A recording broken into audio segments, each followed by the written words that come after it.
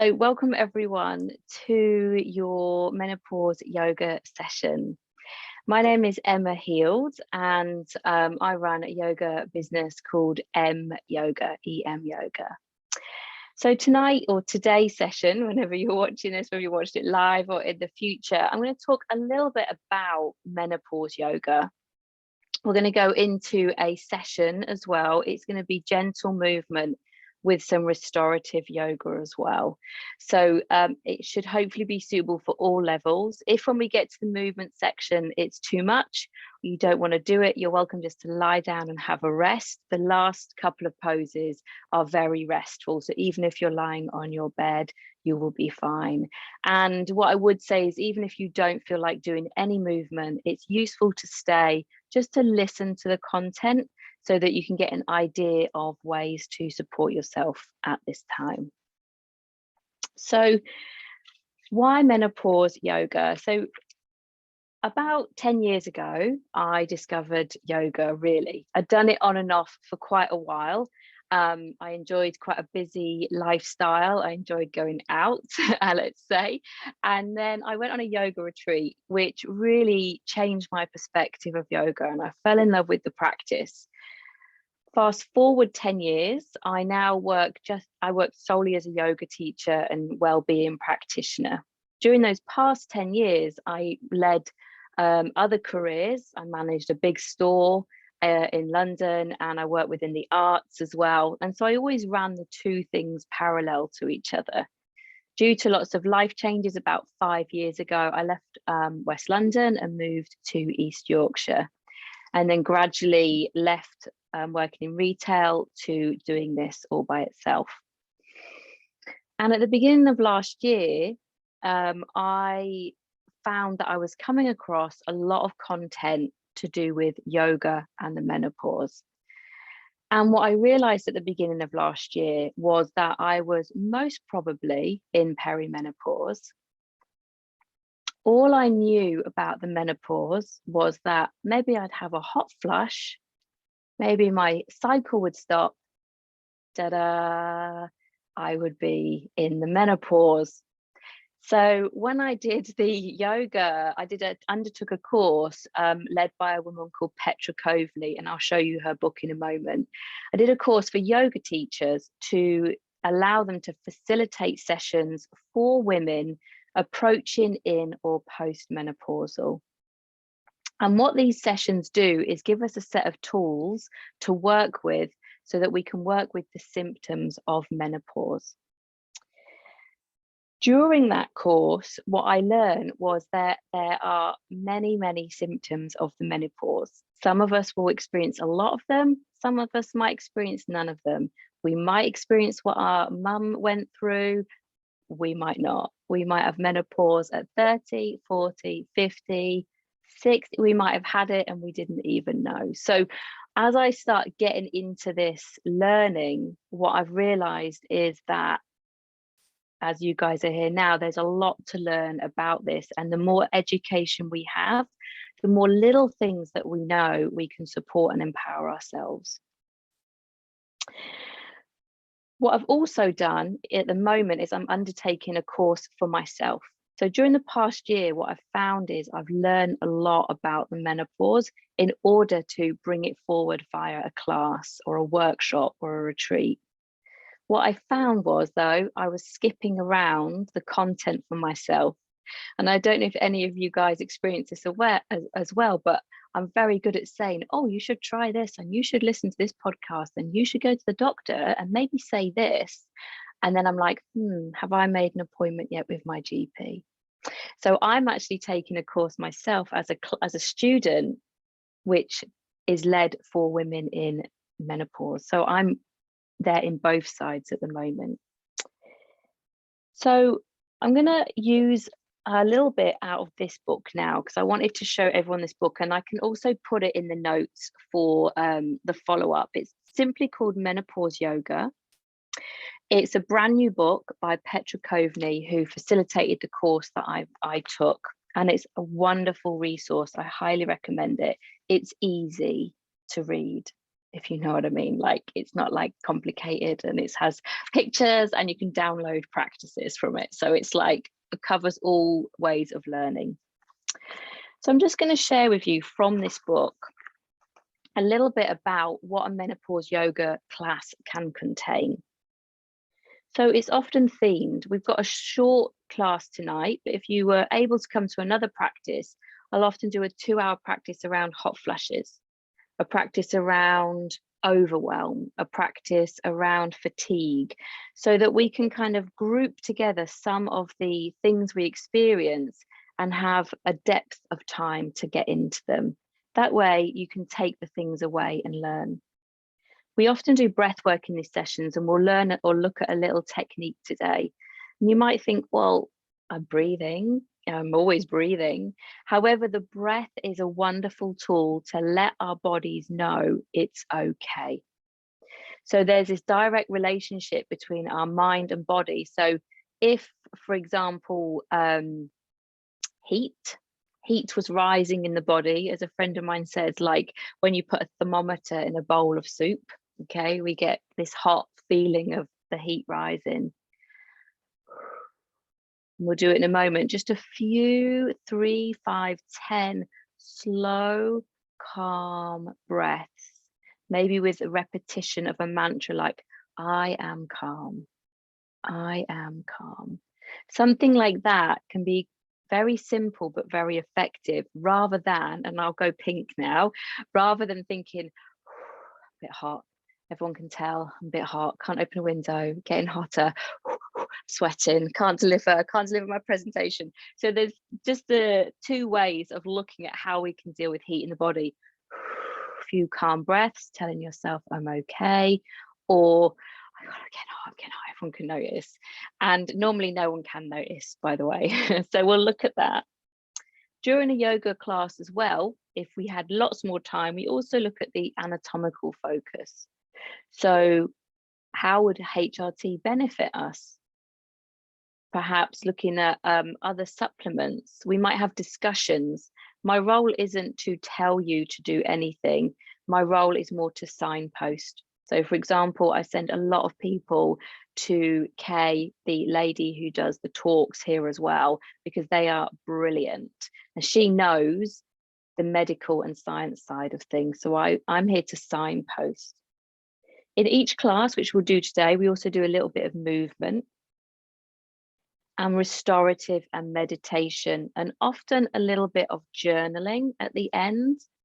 And you might wonder, well, why journal? Why do I want to get my pen and paper out when I'm at a yoga class? Journaling can be a very helpful way of kind of sharing with yourself, or if you were with someone else, thoughts, processes, affirmations, all sorts of different things that you might have up in the head that you might not want to speak to someone about. And it could be journaling something very simple, such as, what am I grateful for? How do I want to acknowledge myself today? You could write statements such as, I am empowered, I am brilliant, whatever it was. So we would normally theme journaling. I wouldn't say here's just a pen and paper. I would give you prompts. It might be something like, today we're going to have a restful practice. It could be something like, what does rest mean to me? How can I bring in more rest? And a nice question is, how can I ask someone for help with rest? So fatigue can be part of the menopause.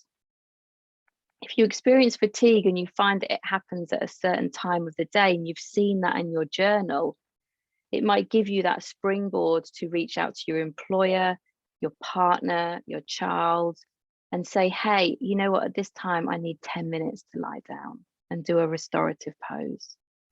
So the beautiful thing about what Petra and another woman, Neve, who has created a different course that has allowed me to facilitate, is a whole way of working with our symptoms rather than against them, because we can manage them, but we're not going to necessarily eradicate them.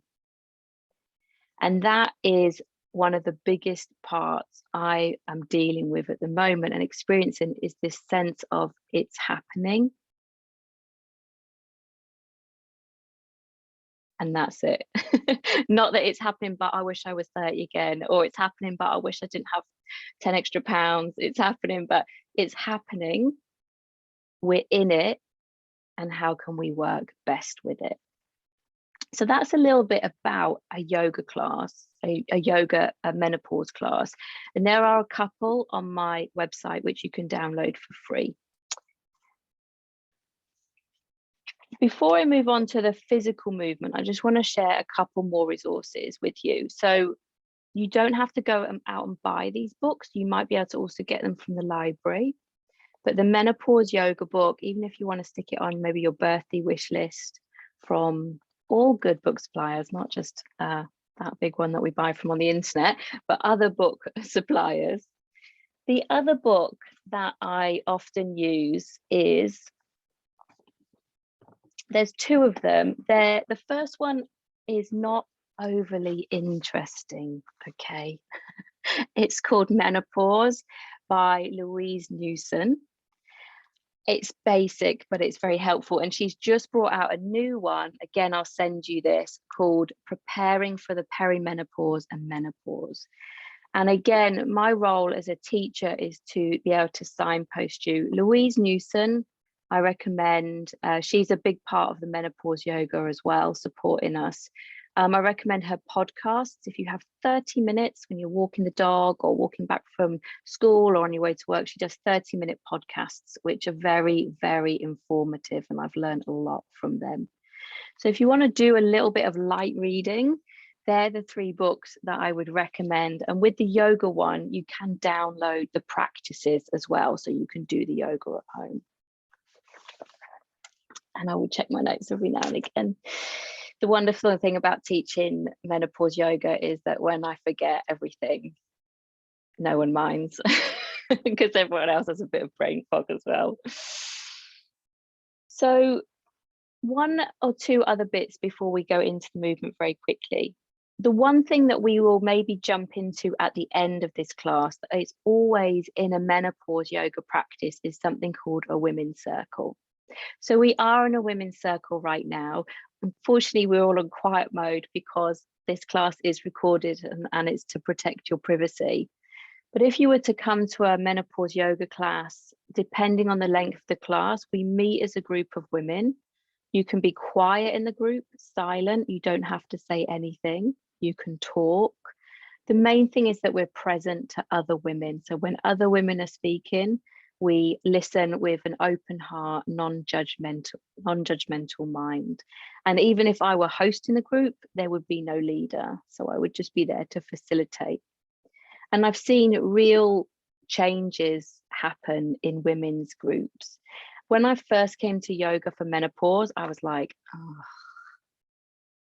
it's going to be so like woo, just like sat round talking about things.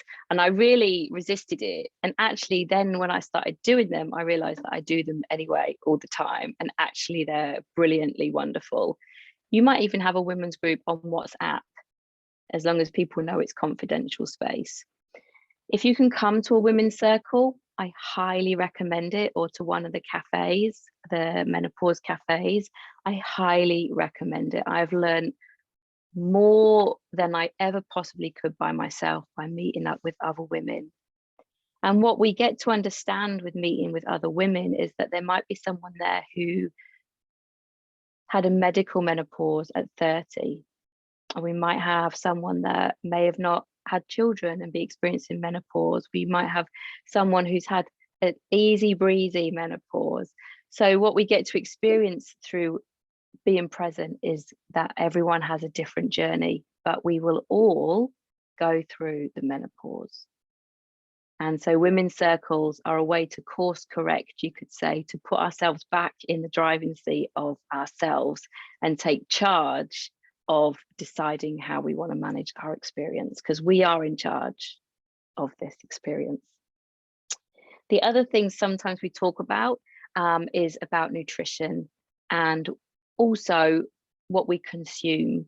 on a general level. So we often think about what we consume just about what we eat, but what we eat, what we drink, what we watch, how we talk to people, how we listen to people, what we wear, what we put on our skin, super interesting. We should only really, and I don't do this all the time, we should only really put on our skin what we would be happy to eat. Because everything we put on our skin goes through and into our system. So beginning to get really savvy about not just moving the body, Pilates, fitness, yoga, but also about what do we take in before we go to sleep if we're affected by sleep?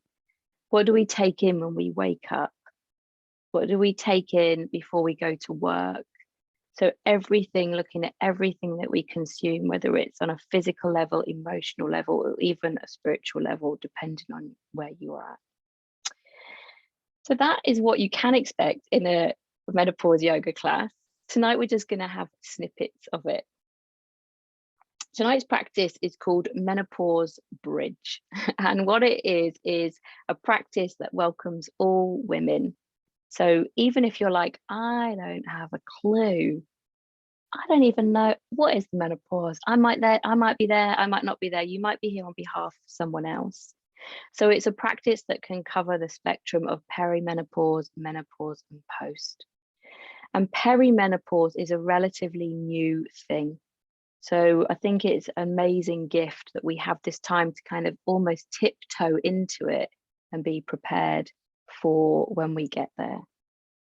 The purpose of tonight's class is to relax a little, to restore energy and hopefully calm the mind. So energy, you might sometimes hear it called prana, or you might sometimes hear it called chi. What we want to do, especially at this time in our lives, is try not to burn that energy too much. So menopause yoga, you might find, oh, it's a bit slow. Oh, I'm just lying down. Oh, I'm used to doing something more active. So it can be challenging. However, we want to nurture our energy at this time. You might still have young children. You might have parents that you're looking after. You might have a job, a relationship. So we want to nurture the energy. And it's also to give ourselves, this is actually, Petra wrote this in her book, a menopause. Because sometimes we're just on the go, right? So it's to give ourselves a menopause. So let's take a moment. We're going to move into a breath technique. It feels strange not talking because sometimes, to be fair, when I teach yoga for menopause, like a 90-minute class, sometimes it's like almost 90 minutes. And then we're like, women's circle, up, stretch, rest. That's it. So it feels very quiet. So I'm going to invite you to sit, or you can lie down. You can have camera on or camera off if you're watching live. It's entirely up to you. So choose a place that you want to start. I will let you know that I'm just recovering from a little bit of knee surgery. So if you're like, wow, that yoga teacher has got a really like funny walk or seat, that's why. So invite yourself into a seat, into a lying down shape. It doesn't have to look like what you might think yoga looks like. You can have the eyes open, you can have the eyes closed. It really doesn't matter. If you can be in a quiet space, it's helpful. And as you take a moment there, if the eyes close, you might notice that you suddenly recognize your breathing. You might notice that you suddenly recognize your breathing. How would it feel to take a long sigh? And if there's no one else around, there might be sound to it. It might be in through the nose. And it might be like, it might be a like, oh, I just got home from work sigh. Or it might be like a, just arrived on my holidays. It might be a sigh of relief. It might be a sigh of frustration. And then notice the clarity of the breath after you've taken a few sighs, and don't be shy. Notice the sounds around you. And allow yourself to bring your awareness in a little. So if the mind is very busy, you might notice the texture of your chair or the floor. You might notice the sound of your breathing.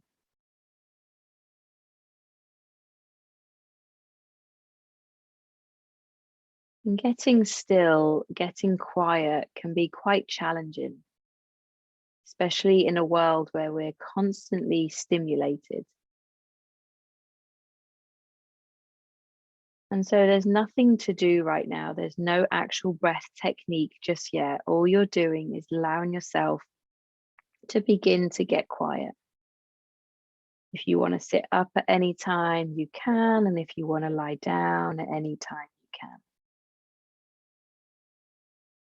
If we experience symptoms during the menopause, sometimes things like noise can be a little bit triggering. We might find that music feels a little bit louder. Things might irritate you a bit quicker. And so taking a few moments just to step away. You might even tell your family, hey, I just need 5 minutes. I'm going to go and sit or lie down, and I'm going to focus on my breath. What this also does is allow us to sit with ourselves.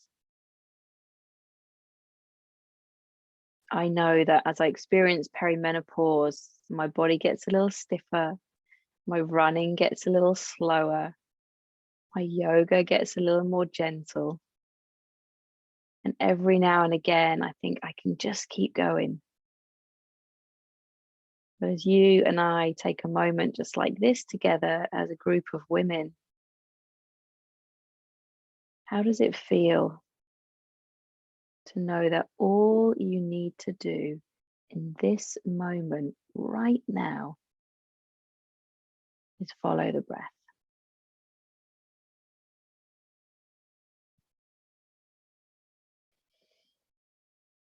And then you can just stay exactly as you are. If you wish to invite anything else in, how would it feel to, and you can do this lying or sitting, just to maybe bring one hand up to the belly. Notice if it's anything like mine, feels a little rounder. You can just give it a little rub and say, thank you for being here.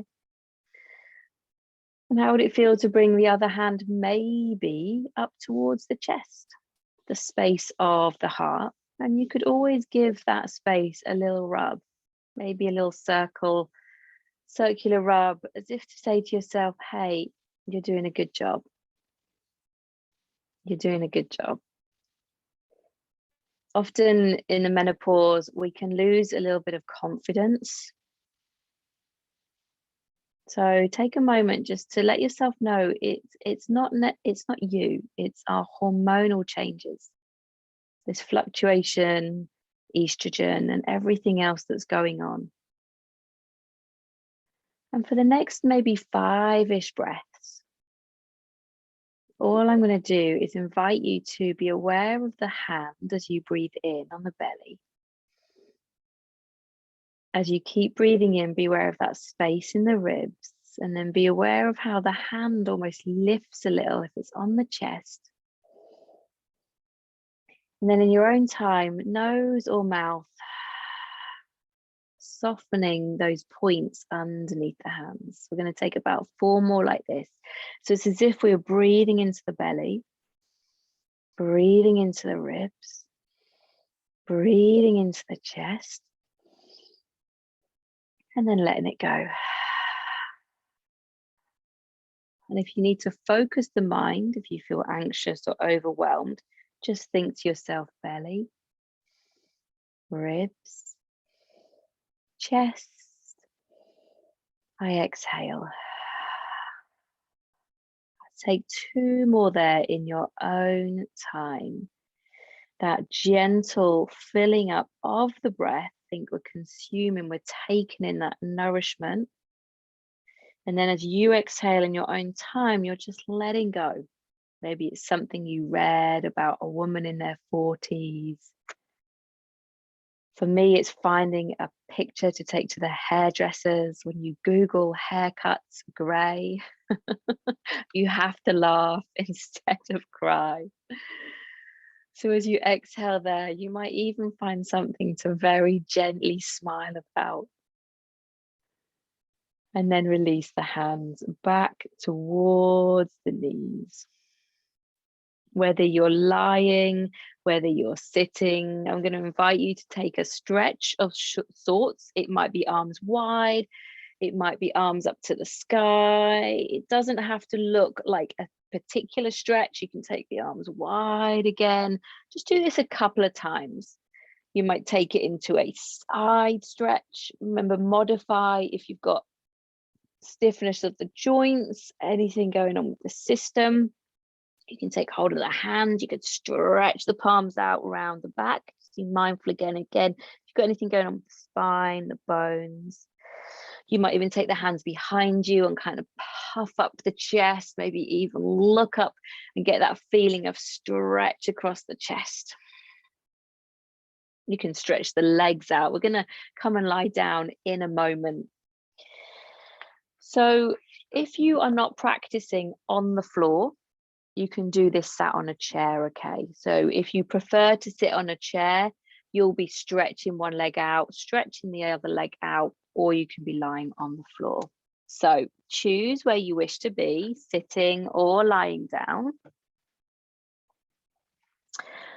I'll actually be sat on the chair because I think it will help for you folks that are not lying down. It should be very self-explanatory what we're doing. It's not going to be a complicated sequence. I'll come onto the floor in a moment.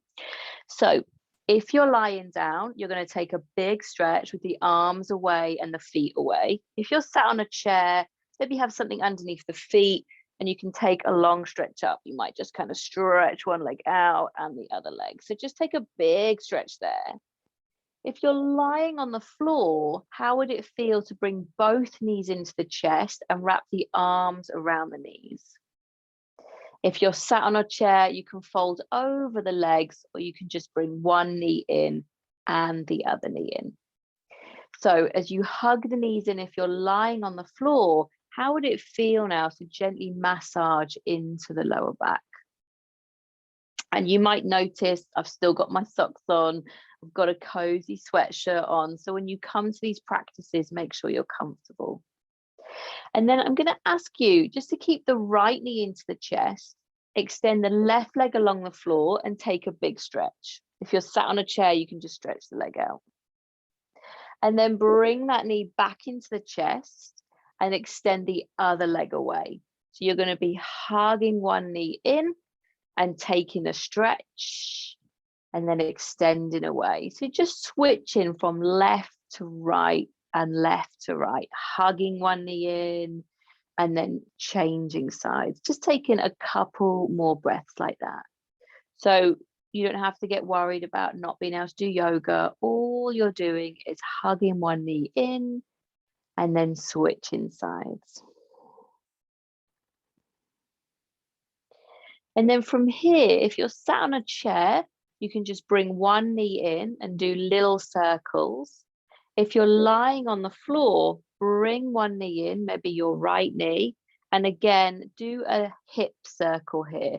So you're taking the knee out, in, and round. So we're beginning just to get a little in towards the joints. Now, the advantage of doing this lying down as well is you don't have to worry about your balance. You don't have to worry about anything. If you're practicing at home, try not to look too far underneath the sofa or the table. You might notice it needs cleaning. Take the knee in the opposite direction, same knee. This is what happened to me when I started teaching on Zoom at the beginning of last year. I suddenly thought, my God, I need to sweep. Take a few more circles here. And as you do, same knee. It might be that you breathe in one way, breathe out as it moves. Good. Place that foot back to the floor, or if you're on the chair, back to the floor, and let's move the other knee. So we bring the knee in and begin to take these circles. And again, I'm sat up on a chair for you guys who want to do this working on a chair. Also, I can't really bend one knee too well, so it does look a little strange on the floor. So as we move this knee in a circle, again, following that breath, let the belly be soft. You might have the head supported on a cushion. You might be lying on a blanket or your bed. We'll take about 3 more circles in the same direction. Of course, if you've got anything going on with the bones, the hip, just do mini circles or miss this bit out. And let's take them in the opposite circle. So working just a little in towards that joint, that hip joint can sometimes get a little stiff, a little tight. I had no idea that stiffness in the body was a symptom of menopause.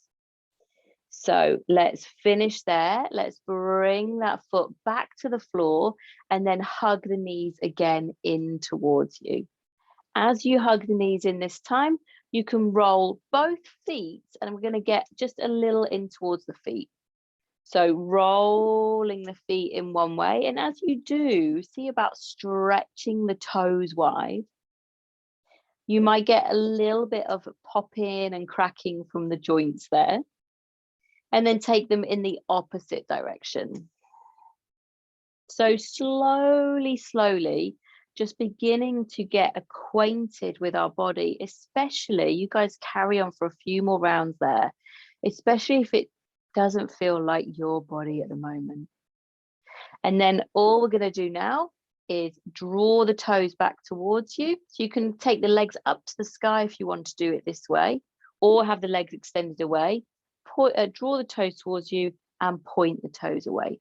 So all we're doing is drawing the toes in, pointing away. So a point and flex. The reason for bringing this in today is it gets into the calves, gets into the feet, gets into the ankles. You might feel it up into the quads as well. You need to exhale through the mouth. Good. And then bring the feet back to the floor. Take a moment here and then roll over to one side and bring yourself up to a seat. What we're going to do here, you can be sat still on the floor. You can have your legs crossed, stretched out, whatever works for you, or you can be up on a chair. We're just going to do a very simple twist.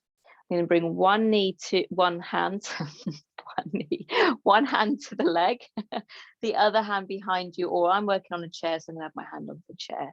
So we're coming into a little twist. Now you don't have to do your deepest and best yoga move here. The way I do a twist is I just think I'm glancing over the shoulder as if I were looking just kind of out the car window, if the mirror was kind of fogged up. And I'm going to invite you to take 3 steady breaths here. So there might be one particular thing that's going on for you right now. It might be overwhelm, fatigue, a busy mind. So as you just take one more breath here, just think, I am here now. I am here now. Let's come back to center and then twist towards the other side. So hand towards the opposite knee, other hand on the chair or the floor. And you might notice that this side feels a little bit more tight. Definitely does for me. So I'll just have my back to the screen for a moment. So as you again gently turn You might feel that little stretch in towards the neck, and you can always move the head and neck a little. A couple more breaths. Again, allowing yourself to feel very present. This is your practice. This is your time, as Petra says, to take a menopause. And then we come back to center. So if you've got anything going on with the knees, you're welcome to join me on a chair, or I'm going to invite you to come onto hands and knees. We're going to do a relatively simple stretch. In yoga, it's called cat. So we look like an angry arched cat. And the alternative shape is called cow pose, which, if anyone knows why, you can let me know. If you have osteopenia or anything going on with the neck, then try not to take too big a movements, okay? So you're on hands and knees, so imagine you're on hands and knees, or I'm going to be on a chair, and we just curl the body in as if we were rounding the spine. And then the hands might slide slightly if you're on the chair. We're going to bring the heart forward, broaden across the chest. You might even look up, and then we roll back in. So you're either going to be on hands and knees doing this, supported by the floor, or you can be up on a chair. So this is something, if you're working from home, a great stretch. We're going to take about 5 more here. And it might be that you breathing as you move one way. So you take a full long breath there. And then maybe an exhale through the mouth, letting that stretch go. Few more here. And I just bring my hands to my knees. You can move your arms if you're on the chair, of course. And if you've got hands and knees on the floor, you might press a little into the floor so you can begin to build in towards those bones. Let's make this the last one. You might spend an extra moment in cat pose. You might spend an extra moment in this alternative stretch, and then come back to center. Now we're going to do one more breath technique here. So I'm going to invite you to come back towards the seat. I know we've been sat for a while. And we're going to do a breath technique, which is helpful for cooling the system. Now, some of you will be able to, what's often called roll your tongue. I can't roll my tongue, okay? So if you can roll the tongue, you can do this with the tongue rolled. If you can't roll the tongue, you kind of make the mouth a bit like, you know, and you're like smiling at someone that you don't like or has really annoyed you, and you're like, hi there, that kind of smile. I know I'm a yoga teacher, but trust me, it happens as well. It's that kind of smile, and we breathe in through our teeth. So you've either got your tongue rolled like a little taco, which I can't do, or this funny little smile. And we're going to breathe in through the mouth, so it'll be a bit like this, almost through my teeth, and then out through the nose. And you can have the eyes open or closed. Let's take about 5 to 6 more here. In through the taco of the tongue or the teeth.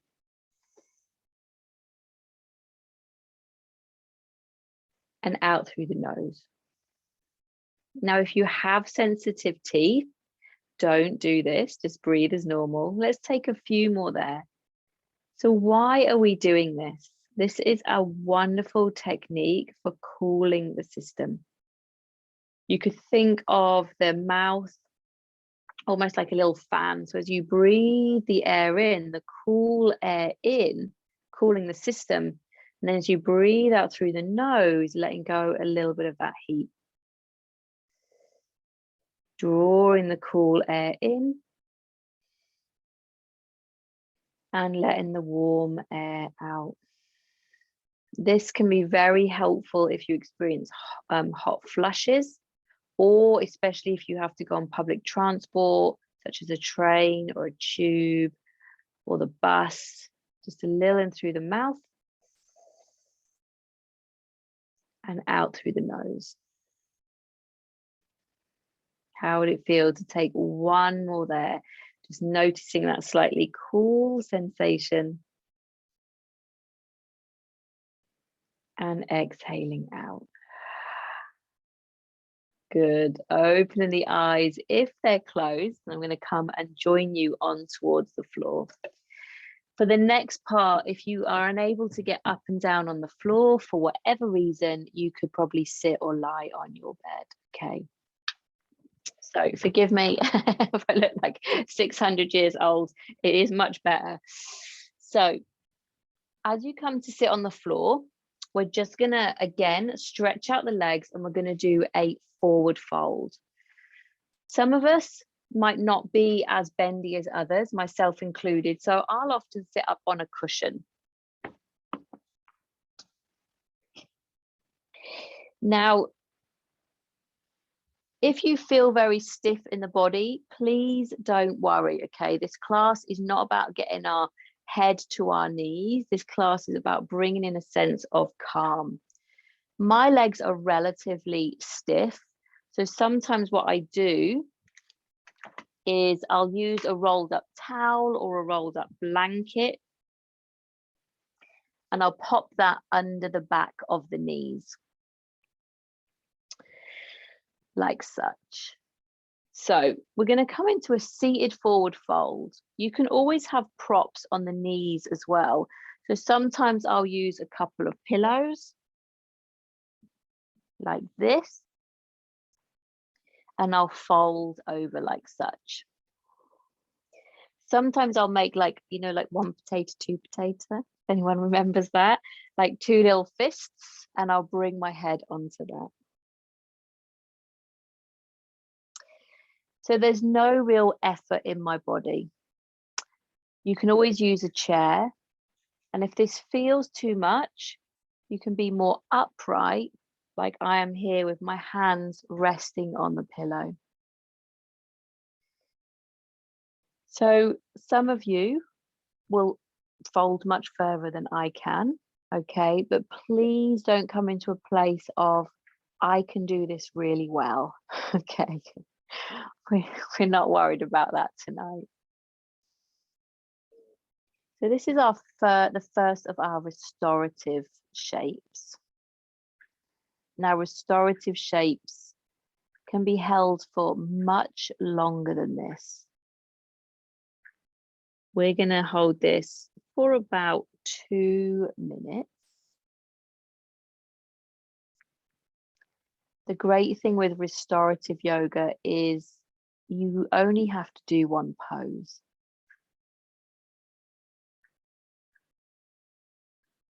So for example, if you were in perimenopause now, perhaps you're experiencing a sense of overwhelm, then allowing the head to be supported by something, the forehead, can sometimes work a little on our nervous system, our parasympathetic nervous system.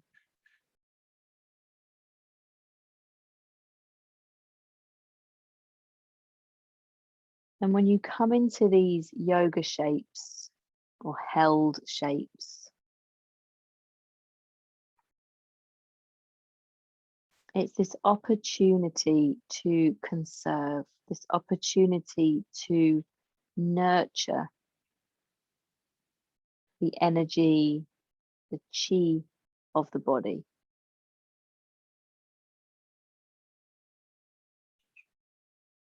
It's our opportunity to calm the mind.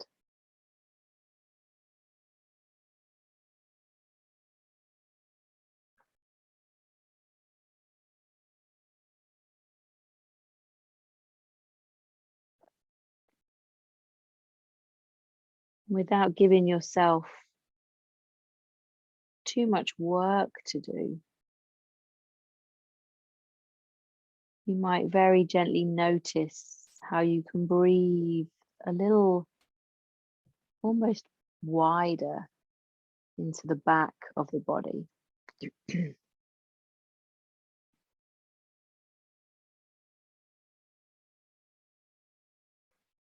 This can be a helpful one if we're experiencing, excuse me, if we're experiencing anger. knowing that it's perfectly okay. Sometimes you just need a moment to let those hormonal levels settle.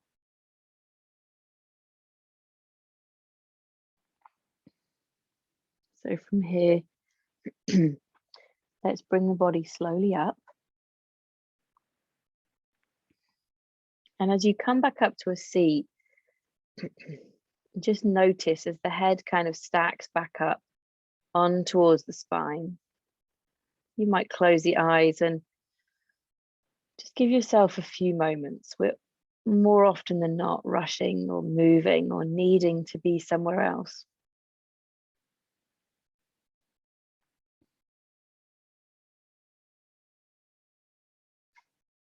And then gradually opening the eyes, or if you're watching this in the future, you could press pause and stay here for longer. We're going to come into a twist. Now I'm going to give you actually a couple of poses in case you don't want to do a twist. So if you don't want to do a twist, you can do a pose on your back where you'd have a blanket or a cushion supporting you under the head, either a blanket under the knees or a pillow. I'm so sorry, I need to get a drink. So I'm going to just show you this very quickly, and then I'm going to show you the twist. So this is a wonderful shape. Oh, I wish we had like 5 hours. If you wake up in the night and you're having a sweat, a pillow underneath the knees, feet together, knees wide. And I learned some really helpful tips about night sweats the other day. So hopefully we get to meet again and I can share them with you. So if you woke up in the night with a busy mind, overwhelm, whatever was bothering you, you could come into this shape. Now, having the arms wide also opens up the space. So you want to think of the armpit heat and kind of the groin heat. So you could also lie with the arms above the head. You could be propped up on extra pillows if you wished as well, which can also help the system. So that's one shape that you could do if you were experiencing, say, waking up in the night. And you could have stacks of pillows there. So you could be like, imagine I've got stacks of pillows behind me, and you can have the knees as such. So really great shape. For a twist, many of you, myself included, will often sleep like this. Okay, so I really recommend, if you can, a pillow between the knees, even when you sleep regularly. And then maybe a little blanket underneath the knees. If you haven't got anything with you right now, don't worry. And then you can either lie, see if you can still see me. Yep. You can either lie on your side, okay, as if you were like in bed, or you can wriggle. So anything going on with the belly or anything, just stay on your side, or you can wriggle onto your back. So I've got my knees across like this. You could have hands resting on the belly, or you could stretch the arms out. Just let the head be comfortable. We keep an eye on time, so I'm mindful it's your evening, or when you're watching this, to stay within an hour. So we'll do this shape for about 2 minutes on this side, and then we'll do this on the second side. So you guys stay in the shape. I'm going to keep my eye on the watch so I can time us. And tonight you have heard my voice quite a lot. Just to give you an intro to the practice.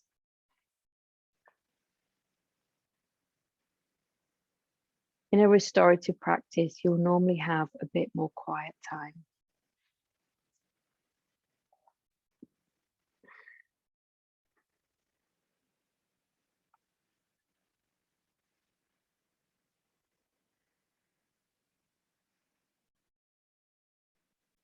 Sometimes, in order to restore our energy and calm our mind, all we need to do is lie down. To tap into the breathing. Maybe have the hand on the belly or the hand on the heart. And whether we journal the words or quietly say them to ourselves, is that sense of reassurance.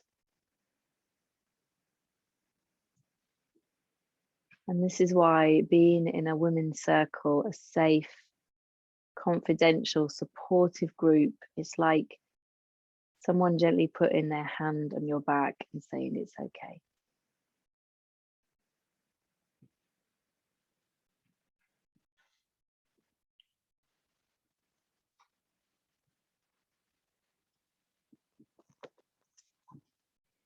So let's take about 3 more breaths here. I know it's a short hold. This shape you could do for anything, I'd say like easy 5, 10, 15 minutes. So let's bring the knees back to center, and all you need to do is take your props with you, your cushions, and take your knees to the other side.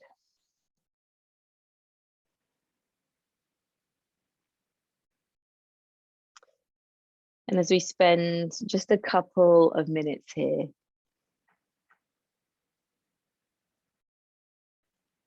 knowing that this practice, this menopause yoga, can be an hour a day, a week. There is so much to learn. But know that all you need to do every now and again is allow yourself a moment to rest.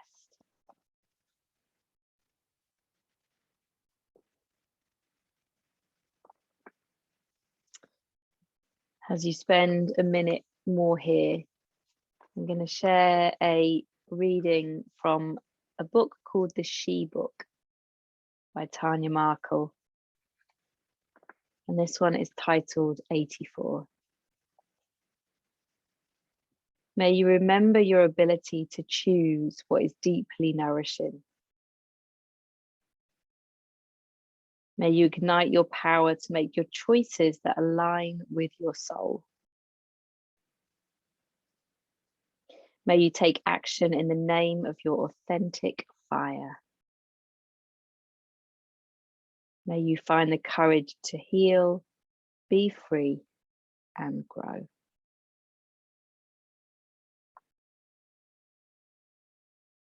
I'm going to invite you to take 3 more breaths here.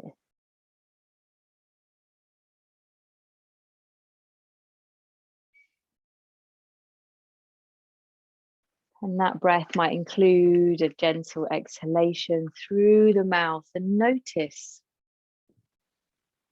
that sigh.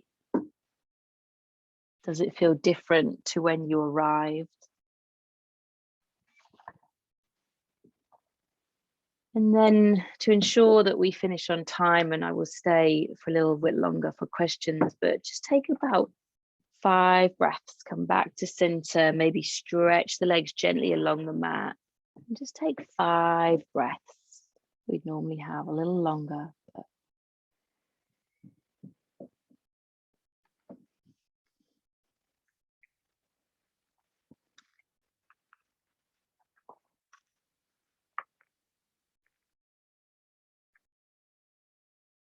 when we step into this time of menopause, competition often becomes less important, and collaboration with others becomes more important.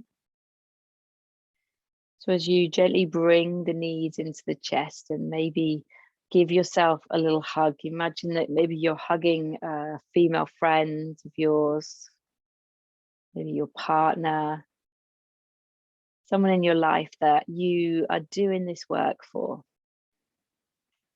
supporting yourself and empowering yourself, and knowing that this is an opportunity for us, not something to hide away or struggle with, not something that we feel we have to give into.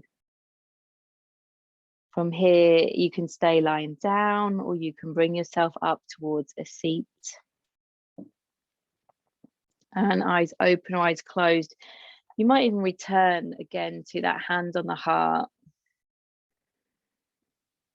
I often like to give myself like a little pat there, just to say you're doing a great job.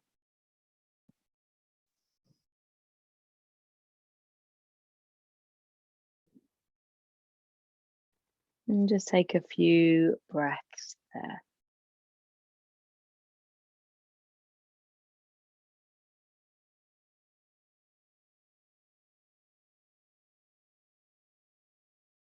And then release your hand.